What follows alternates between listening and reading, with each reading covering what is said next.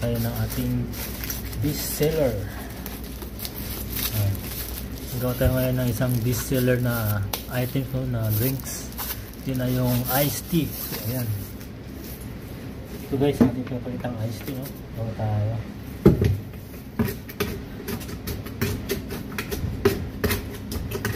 So, dito guys, ito yung mga fast moving namin ginagawa ngayon sa aking bar, no? Sa bar namin dito.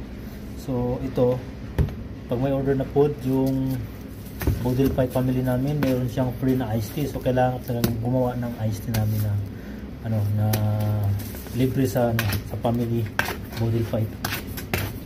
Kasi bago kasi yung family Boodle Fight namin, meron kaming special Boodle Fight, meron rin kaming regular Boodle Fight. So, sa special, libre siya ng iced tea. So, kailangan kong gumawa ng maraming iced tea kasi ito yung bukod sa bestseller, free siya sa family na Boodle Fight.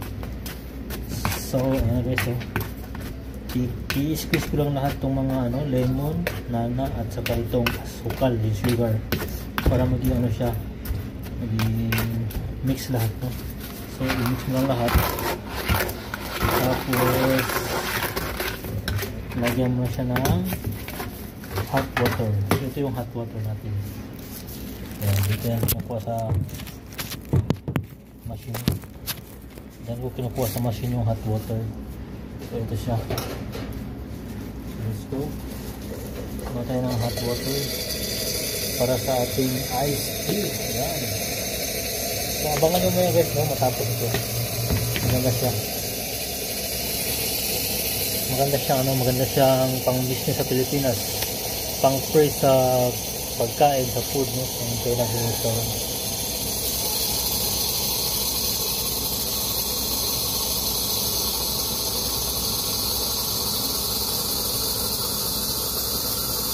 Malapit tayo mapuno yung ating. Malapit na mapuno yung ating ating. Ito guys yung ating Lipton, no? Ito yung siya Lipton, yan. Ito yung Lipton kung tawagin, yan. Lipton siya. Tapos i-mix mo lang siya, i-mix mo yung Lipton para yung flavor niya ay makuha lahat. So mix it well, then ilagay mo dito sa sa ating pitcher na malaki gamit itong ating strainer. So ayan, ganyan lang guys. So hanggang sa mapuno yan guys, no? Hanggang sa mapuno yan.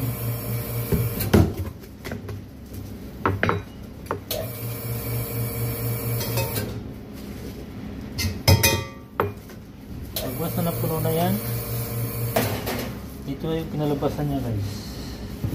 So ayan, ito na yung iced tea natin.